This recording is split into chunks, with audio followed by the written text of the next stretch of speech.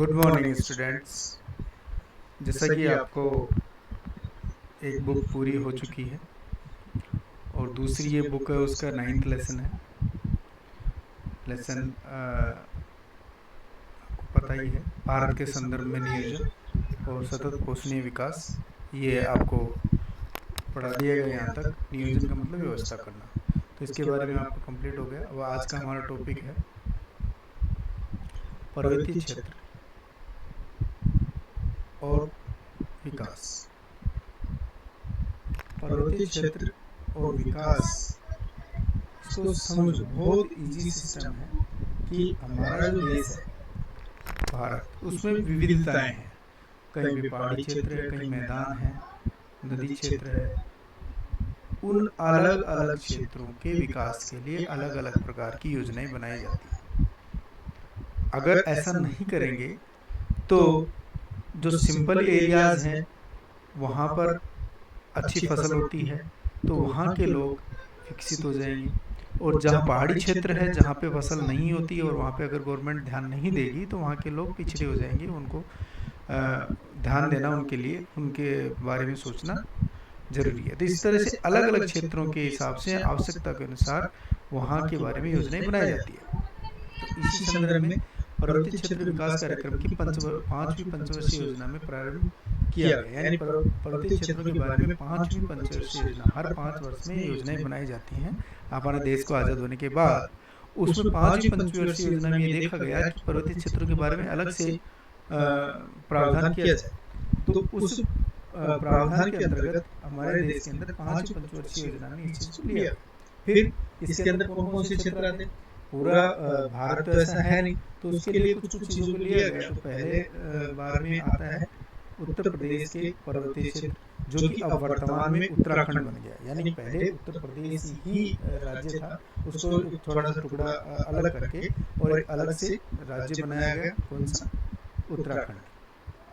अब उसके अलावा मेकिर की पहाड़ी, असम की उत्तरी पहाड़ी, उत्तरी मतलब असम आपको पता है पूरा पूर्वोत्तर देश, पूर्वोत्तर है। 7 जो हमारे 7 सिस्टर्स यानी कि 7 राज्य हैं, वो पूरे पूर्व में। उसमें सबसे ऊपर में असम, चाइना से टच। तो उसके आसपास की जो पहाड़ी हैं उनको कछार की पहाड़ियां कहा जाता है। उन कछार की पहाड़ियों के अंदर और पश्चिम बंगाल की दार्जिलिंग की पहाड़ी, और इन सब पहाड़ियों के अलावा तमिलनाडु के नीलगिरी और आदि को मिलाकर कुछ 15 जिले शामिल हैं।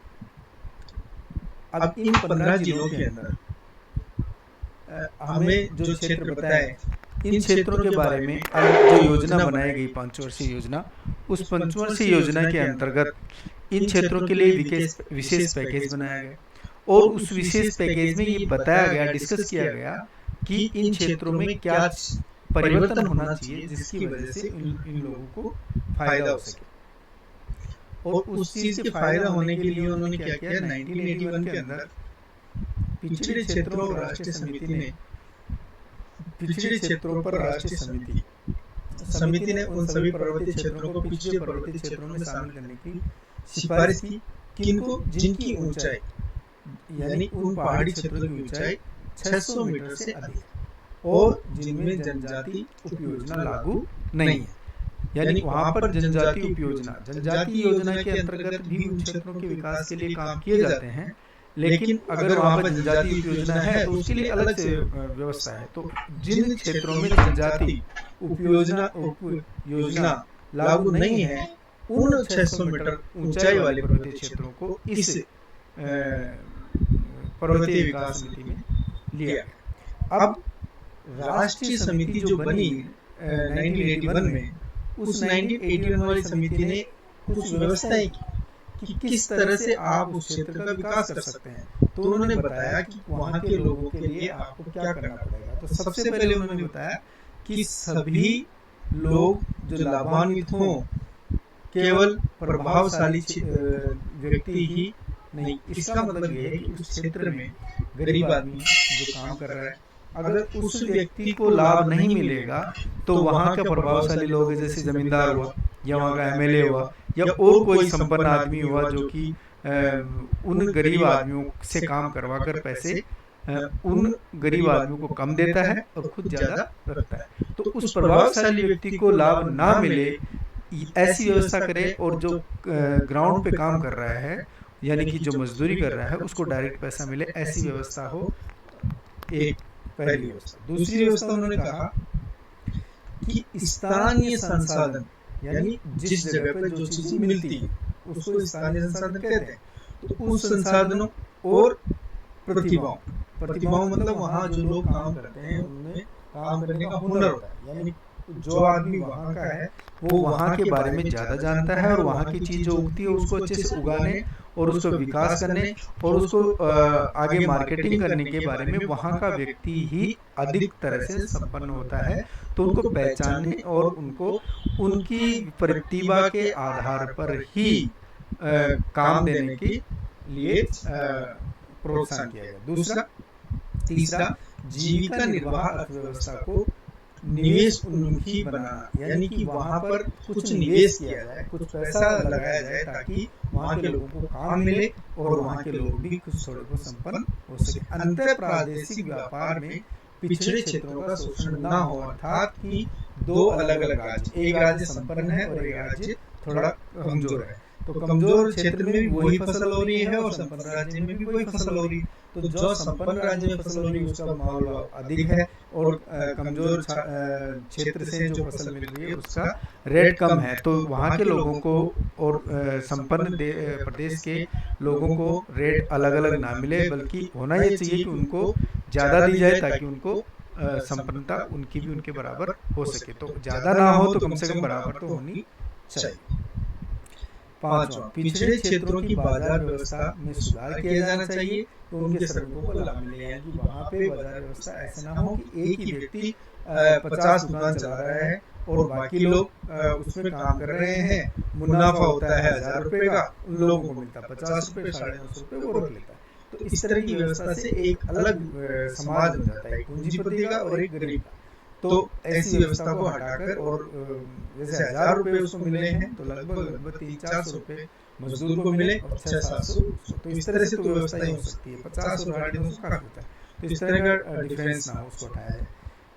पारिस्थितिकीय संतुलन, पारिस्थितिकी का मतलब होता है इकोसिस्टम, यानी कि नेचुरल जो सिस्टम है उसको बनाए रखने का मतलब ये है कि एक जगह पर कोई चीज है तो उसको ऐसा नहीं है कि वहाँ पे बहुत ज्यादा कुछ संसाधन है, यानी कि जैसे कोयला मिल रहा है तो आप वहाँ की सारी पहाड़ियों को उठा देंगे। वहाँ पे चाय होती है तो वहाँ की चाय पहाड़ी के लिए वहाँ के लोगों की बस्तियों को उठा दे, पेड़ों को काट दे, सिर्फ चाय चाहिए, ऐसा यानी इकोसिस्टम भी बनाए रखना पड़ेगा, उसका संतुलन बनाए रखना। इन सारी व्यवस्थाओं को देखते हुए उन्होंने ये कहा। नेक्स्ट आता है कि पहाड़ी क्षेत्र के विकास की विस्तृत योजनाएं और स्थलाकृति यानी स्थल की आकृति, पारिस्थितिकी, सामाजिक और आर्थिक दशा, यानी वहाँ परिस्थिति कैसी है, वहाँ समाज कैसा रहता है, उनके पैसे आर्थिक का मतलब उनके पैसे की दशा कैसी है, कितने गरीब हैं अमीर हैं, ये सब बातों को देखकर बनाई जाती है। ये कार्यक्रम पहाड़ी क्षेत्रों के बागवानी विकास, रोपण कृषि, यानी उनको बागवानी मतलब वहाँ पे बाग लगाए जाए जिसमें अच्छे से फ्रूट्स हो, उनको इकोनॉमिक फायदा हो। रोपण कृषि का मतलब होता है कि अच्छी अच्छी फसलें जो कि अच्छे पैसे देती है, सब कई कम समय में तैयार हो जाती हैं, उन कृषि को एक अलग जगह पर एक रोपित किया जाता है पेड़ों को, वहाँ से उगा कर दूसरी जगह लगा दिया जाता है। इस तरह से रोपण कृषि की जाती है। पशुपालन, अच्छे दूध देने वाले, फसल खेती में काम आने वाले आदि पशुओं को पाला जाता है, उसको पशुपालन कहते हैं। मुर्गी पालन जो खाने में भी काम आती है, अंडे में काम आती है, और इस तरह से उनको रोजगार मिलता है। वानिकी यानी कि वनों के बारे में, लघु और ग्रामीण उद्योग, यानी छोटे और बड़े। ग्राम जैसा है वहाँ पे मान लीजिए बहुत ज़्यादा व्यवस्थाएं नहीं बैठ पा रही है, तो वहाँ छोटे छोटे उद्योग खोले जा सकते हैं जिनसे उन लोगों को काम मिल सकता है और उनको बड़े स्तर पर बेचकर धीरे धीरे छोटा छोटा बढ़कर बड़ा मुनाफा कमा सकते हैं। स्थानीय संसाधनों को उपयोग में लाने के उद्देश्य इस प्रकार से पर्वतीय क्षेत्रों के विकास के लिए बहुत सारी व्यवस्थाएं हर पंचवर्षीय योजना में 5 के बाद लागू किए गए और वो अब तक अनवरत चलते आ रहे हैं, जिससे उनका विकास अनवरत हो रहा है। इस वीडियो में हम आपको यहाँ तक पढ़ाएंगे। अगले वीडियो में हम आपको पढ़ाएंगे सूखा संभावित क्षेत्रों के विकास आप इसको पढ़ेंगे। सूखा संभावित क्षेत्र का मतलब होता है जहाँ पे सूखा यानी बरसात नहीं होती, उनके बारे में। Thank you very much, thank you for watching.